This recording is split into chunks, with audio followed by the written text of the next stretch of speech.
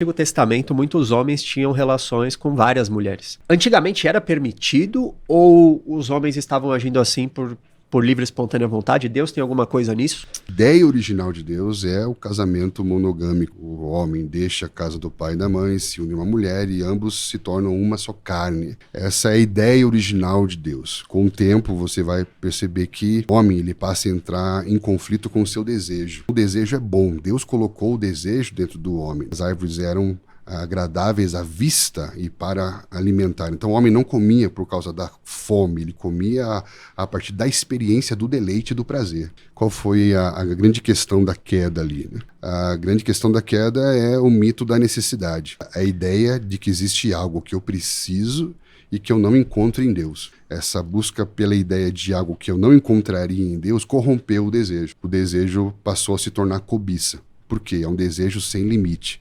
Então Deus colocou o desejo dentro do homem, mas colocou o homem num lugar que se chamava prazer, e esse lugar, Éden, significa prazer, tem um limite. Essa é a margem de segurança do seu deleite, do seu desfrute, da relação com Deus, da relação com o próximo. Quando quebra o limite, o desejo vira cobiça. Quando o desejo vira cobiça, o homem já não mais governa o seu próprio desejo, mas ele passa a ser dominado pelo desejo. Tanto é que a consequência da quebra da relação é dito para a mulher. O seu desejo será para o seu marido e ele a dominará. E muitas vezes a gente acredita que aqui está falando do domínio do homem sobre a mulher, mas não é, porque ali o ponto central da fala é o desejo. Ou seja, você tem que sujeitar o seu desejo, porque o seu desejo tende a te dominar. Aí você fala assim, tá, mas como assim? Sempre quando você tem uma dúvida na parte que você está lendo, continua lendo a história, que a Bíblia é autoexplicativa, né?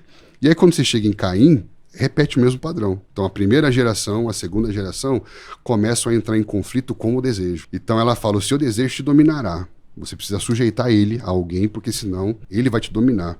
E aí Caim é a mesma coisa. Ele fala, o pecado está batendo a porta, mas cumpre a você dominar. Então ele não domina mais o desejo. O homem, então, passa a ser um homem governado pelo desejo, que não é mais o desejo na ideia original, que é cobiça, sem limites. E aí, se eu tenho desejo sem limites, uma pessoa não é o suficiente. O homem se torna por instinto dominado por um desejo que não tem limite. Já não é um homem que governa o desejo, que desfruta algo dentro do seu Éden, né, do seu jardim que Deus te deu para você cultivar dentro da sua instituição familiar. E aí ele se torna um homem que é por instinto governado por cobiça, que é desejo sem limite. Tanto é que João fala que o que move o mundo é concupiscência, que é desejo sem limite. Tanto é que a próxima geração depois de Caim, você já vai perceber que ele teve um filho que chamava Lameque, que já não tinha mais uma esposa, tinha duas. Então ali começa. Já começou. A terceira geração.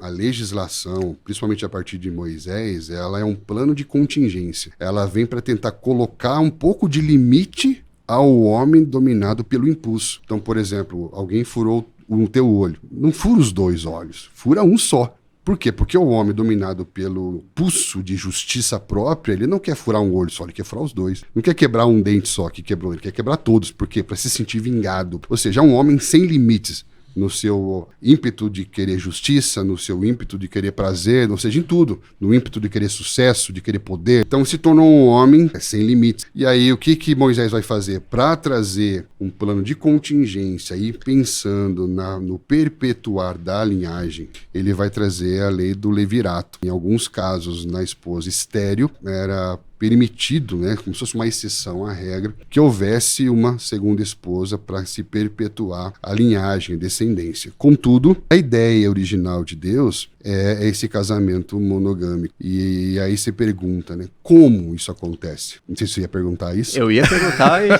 eu ia.